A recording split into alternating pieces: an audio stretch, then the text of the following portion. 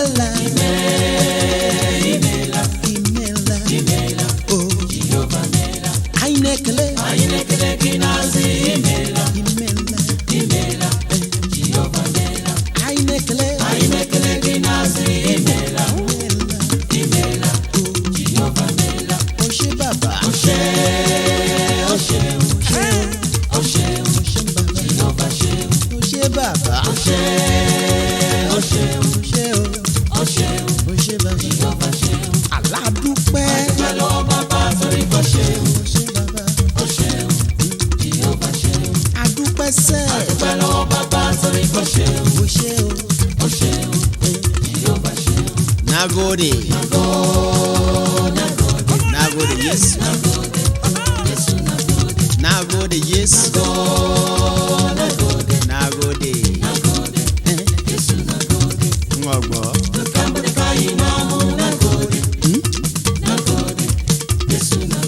Morning Ngogbo.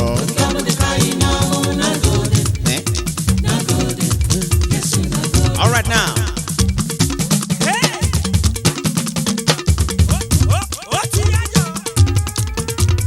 Bend down, bend down, bend down, bend down, bend down, bend down, bend down, and see what the Lord can do. Bend down, bend down, bend down, bend down, bend down, bend down, bend down, and see what the Lord can do. In prayer. Bend down, bend down, bend down, bend down, bend down, bend down, bend down, and see what the Lord can do. Everybody. Bend down, bend down, bend down, bend down, bend down, bend down, bend down, and see what the Lord can do. In prayer. Bend down, bend down, bend down, bend down, bend down, bend down, bend down, and see what the Lord can do. Oh, bend down, bend down, bend down, bend down, bend down, bend down, bend down, and see what the Lord can do. Shey you no know say na him. Shey you no know say Jesus na oga. Shey you no know say Jehovah na oga pátápátá. Abi you no know say Jehovah na oga. Shey you no know say Jehovah na oga. Makidere amalaja ya nbe o. Ngai samalaja mo kinga o. Aile de mu ya mo kinga o. Mo ki alada council. Mo ki dede oloba loba. Ye wa joko ni ni. Representative wa ni House of Assembly. Mo ki Akinekeji o. Mo tó fi ọ̀tẹ̀ yìí, ìtàmù yìí. Mo ki Deputy Governor ọ̀nà ìyọ̀nra wa. Tí Governor wa ọ̀nà ìyọ̀nra wa. Ìlàjà local government is one of the richest local governments in Ondo State. The Rafene Mabare. But ní pàdé tí èmi ìyá mi ṣe me fẹ́ ẹnu kọ́nà bínú presentation mi ṣe kí local government chairman, executive chairman of the council. Mo fẹ́ jí dédé nkúrú yìí wọ́n bá kọ́ nkúrú yìí àwọn akásílẹ̀ rẹ̀ bá kọ́ èyí àwọn bá tọ́ kọ́ ọ̀nà bá ná òye rùmú rẹ̀ èyí àwọn bá fi pé ìyànná ìwé yìí wọ́n kọ́ àkọjá sẹ́ni rẹ̀ lé àwa lọ́balọ́ba àwa láàpá àràkọ́tí wa asẹ́ni ẹ̀ lé dédé oníṣẹ́ yìí mo fẹ́ yàgbá wọlé yí àbá mọ́ kọ́wọ́ náà yíká ṣe yíká lọ yíká yàn bóyá wọ́n ṣe wà á ṣe fọ pé tí ìlàjẹ́ tí yíyan wọ̀nàwọ̀nà yí ìlàjẹ́ tí ká yàn bọ́ ṣe yíyan tẹ́lẹ̀ nínú ọ̀fọ̀ yìí bọ́jẹ̀tì á pè ní o but at the same time a lè sàmà mú ọ̀fọ̀ ọ̀kà náà ọ méjì ọ̀fọ̀ ọ̀kà yìí mo fẹ́ mú náà àbí méjì mo fẹ́ mú náà ó ṣe pàtàkì nípa ọ̀rọ̀ security. Ugokubo yìí council chairman being our chief security officer of the local government bó bá ti fọ́ báyọ̀ ṣe fẹ́ ṣe ọ̀nà bá ná òye yìí kọ́ tirẹ̀ nílẹ̀ ọ̀nà bá ná okùnrin yìí kọ́ nílẹ̀ àfìjọ wa jókòó àfìjọ wa wò ó bó ìlàjẹ ṣe lọ ẹ̀yà ká lọ tẹ̀síwájú ìlàjẹ àmì bí owó tẹ́lẹ̀ àdè mi ṣe òjò màdì àjọ ọ̀fọ̀ òjò màdì àyà mu nílẹ̀ o mo máa gbé budget presentation àwa ṣe ní pẹ̀lú àmìkí chairman wa pé ọdún kan ló wà lẹ́fà òun àti councillor rẹ̀ náà ọlọ́dẹ ayé rí ọdún múlẹ̀ ṣe o à ń ṣe ọdún náà pé ìjọba lókun mà nígbà ẹ mà nígbà ìjọba náà wà o a mà ní kú lórí rẹ o a mà kó ìlàjẹlẹ tó ilẹ̀ lórí o ubo yẹn ti mímú tọ lọ́balọ́ba níwájú yìí ọlọ́run lápá máa kàmúkà níwájú o ó máa wá dédé o máa fọ́ ó máa wá dédé o bí ọba yìí lánìí bí ọba yìí lánìí bí èyí ráyè wá ó máa wá dédé o tìjòyè lánìí bí tìjòyè lánìí bí èyí ráyè wá máa wá dédé o ọmọ ìlú òṣìṣẹ́ káńsù èyí ráyè wá máa wá dédé o àmà àtòkò ìlérí o tí wọ́n máa ní gbẹ́nà jẹ o in Jesus mighty name I pray o ẹ ṣe. Is showing the largesse a typical governance as it ought to be. A typical governance as it ought to be, because you cannot know the needs and desires of your people without consulting, without discussing with them. Governance in Nigeria look like a secret organization up to now. You only hear there are budgets, things are done in the budget without consulting with the people. So governance should be a representation of the spirits and the yearnings of the people. So if the chairman says he's preparing budget, he wants the public to have an input, he wants to govern according to the desire of his people. And let me say this quickly. He has just spent just 1 year in office. You could see a touch of what he stands for. The civic center is painted, the secretariat is also being painted gradually. He spent so much money repairing potholes within the town. That was before he has the opportunity of asking people to address him what the budget should look like. So if he has taken those initiatives, things that chairmen in the past could not think, things that the chairman in the past did not know ought to be, it shows that he wants to be in government in conjunction with his people, and I think he deserves some kudos. My advice for him is that he should rule for the number of years that he has, having his people in mind. He should not allow the office to look bigger than him, but he should rather be bigger than the office. And what do I mean? What he is doing here today, if it is properly coordinated, it will be difficult for any member of his constituency, that is the local government as a whole, to say that, oh yeah, he was just doing what he likes in office. So if your people did not put in what they want in their community, he cannot be in Igbokoda and know what people in Odugo, for instance, want as their priority. He cannot be in Igbokoda and know the basic thing that a typical citizen of Ugbola will want. But with this consultation, it means that the budget that will come out will not just be his own idea alone. It will be our collective responsibility, and he should continue with that.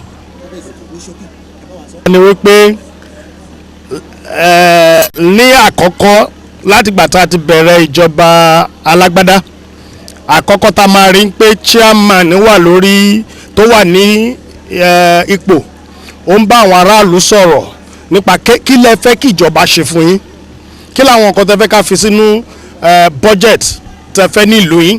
Ó mọ̀ pé òun ò lè dá ṣe ló ṣe ń ṣe léè tó ń ṣe, even though coincide pẹ̀lú 1 year in office, and that 1 year àti rí pé ó ti kun civic center, ó ti túnṣe, ó ń kun secretariat, ó ti túnṣe. Ṣùgbọ́n the most important thing tó ní ìdá ti ṣe, local government secretariat wa yìí ló dọ̀tí jù, òun ló búrò ẹwà jù ní gbogbo Ondo state. A ní ìdá ti tó àyíká yẹn ṣe, ilẹ̀ local government wọ́n ní ìdá ti pave ẹ̀, tó bá jọ dànù fẹ́ dà sí bó jẹ́ interlock bó jẹ́ gbogbo ẹ̀ ní ká túnṣe. Eléta ṣe ń paint níta beautiful as it is, tọ́yìn pé bóun ṣe ń ṣe lọ yìí làwọn dá chairman ti ṣe tẹ́lẹ̀ kò rí bó ṣe máa rí. Mo dúpẹ́ lọ́wọ́ ẹ̀ pé ó mọ̀ wípé ènìyàn láṣọ òun kó má dẹ̀ jìnnà sí wọn. Èmi Sakínlá Àjàyí tèmi. Sakínlá Àjàyí tèmi. Ẹ kó oríire oríire oúnjẹ ni. Ẹrú yìí chairman ní ṣe yẹn ẹ ń wò fún ẹ pa kí á tẹ̀lé sí. Oru yìí mo ṣe ń wá kí chairman local government. Èyí àti Ìlàjẹ méjì rọ necessary. Dédé ìdáwọ́lé ẹ̀ dédé omi ṣe ní Ìlàjẹ ó jẹ́ number 1 chairman local government. Èyí jẹ́ pé ó mọ ẹ̀tọ́ àgbà, ó mọ ẹ̀tọ́ ọba, ó mọ ẹ̀tọ́ obìnrin ìlú. Dédé wí dẹ̀ ní problem ìyá ní ìlú dédé ẹ̀hún mi mọ́wọ́ ní omi ṣe lẹ́sẹ̀lẹ́sẹ̀ ni. Ó wá mú mi ní ìfọkànbalẹ̀ pé ẹgbẹ́ APC ipò tí a lọ síwájú ó tí a lọ wájú. lórúkọ yín lẹ́ẹ̀kan sí. Akínlá Àjàyí tèmi AK mama orúkọ mi. mo rí pé à ń jẹ́ ọ̀kan náà ayé á fún little empowerment ìlú gọ́ọ̀mẹ̀ntì ṣe through the honourable Jatto Asese ṣe owó ti rí sí kẹ̀kẹ́ empowerment. Lákọ̀ọ́kọ́ orúkọ mi Ẹ̀sán Olúbùnmi. In fact mo ṣe dùn sáà ní nítorí mi respect ẹ̀ pẹ̀sà dúpẹ́ náà dọ̀ Ọlọ́run. So mo kà rí pé mo kà rí níwá ẹni wípé ó máa mí listens everybody bó tọ́ ọ̀dọ̀ rẹ̀ àwọn báyìí ni o ìgbà kan mo lọ ọ̀dọ̀ rẹ̀ nípa àdúgbò wa pé wa mí dọ̀tí mo dẹ̀ rí pé ó dẹ̀ gbé ìgbésẹ̀ ó dẹ̀ wá gbọ́ àdúgbò yẹn àtìgbà yẹn ó dẹ̀ adjustment sí dẹ̀ ya. So ní ẹ̀kan tí mo dúpẹ́ lọ́wọ́ rẹ̀ mo dẹ̀ gbàdúrà òun àti ìdílé ẹ̀pẹ́ lọ́ọ̀ka ràn wọ́n wọ́ o dẹ̀ ní Ìlàjẹ ló gọ́ọ̀mẹ̀ntì wa ní ọ̀dọ̀ àkàndé ní ìtọ́síwájú o àjàtúkàdé níwọ̀ ẹgbẹ́ wa yìí o. ó kọ ìmọ̀ràn wọn sí honourable Jatto Asese ní ṣókí. Ìmọ̀ràn mo nẹ́hun ni pé di put more effort bó ṣe ní ṣe yìí síbẹ̀ ká ṣe ilẹ̀ tó ṣe yìí jù báyìí lọ Ọlọ́run dá ká sọ agbára ìdọ̀tún Ọlọ́run ká fún lóko àtàgbára. lẹ́ẹ̀kan sí orúkọ wọn. Ẹ̀sán Olúbùnmi. Local government administration Ìlàjẹ local government. We see that today's activities has been full of hilarity and enjoyment, and people are really happy about it. What can you say about it? We thank God that this is happening at a time when we are doing 2-in-1 celebration, harvesting of inputs for budget 2020 and the 1-year administration of the chairman of local government, Honorable Jatto Asese, showcasing what God has helped me to do within the past 1 year. So I think it's a joyful occasion for everybody. Yes, as an administrator or a bureaucrat, I know you have worked in so many local governments in the local government service commission area. Have you done something like this before? Myself, when I was at the training school as director of studies, God propelled me to build an office for the accountant and the central store for Ondo State Local Government Staff Training School. So I have that passion and vision to work for the people I am working for. So my coming here and meeting Mr. Honorable Jatto Asese, who has the same passion and vision, we are able to relate together and work together for what is happening today. Thank you very much, sir. Thank you. What's your name? Pastor Solomon Ariyeloye, head of local government administration, Ìlàjẹ local government. Thank you, sir. Yes, my name is Honorable Olamigoke Jatto Asese, the executive chairman of Ìlàjẹ local government in the Gbokoda. I see that today has been a very busy day, full of pageantry, and people are so happy about what is happening today. And you being the host, what can you say about this event?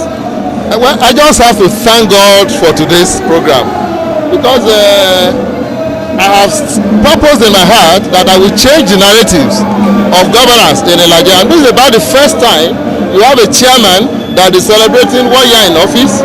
He's also calling people to gather their input in budget presentation.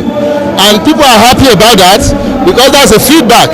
And I'm also happy that my people are happy to be here. So it also explains my own joy in respect of what has happened here today. So actually, you feel that the reaction of the people towards this program is positive? Oh, very, very positive. There is no word that can be used to describe it better. I am also more elated, and they have challenged me the more. They have challenged me the more that our people love good things, and it is important for anybody in position to provide good things for them. And that is what will happen about this governance. And also today an award was presented to you from far away Edo State. So how do you feel about that, Mr. Chairman? That's one of the most surprising things that have ever happened to me. Like I said, I I did not know them from anywhere. Suddenly they just placed a call to me. They said they did a survey and they found me worthy for an award by that foundation in Edo State. I said, how do you come about my identity? They were just trying to say it was a survey. I told them I'm not interested. In fact, they actually asked me to come to Edo State. Initially, I thought all these people wants to play pranks, that I will not come into their trap.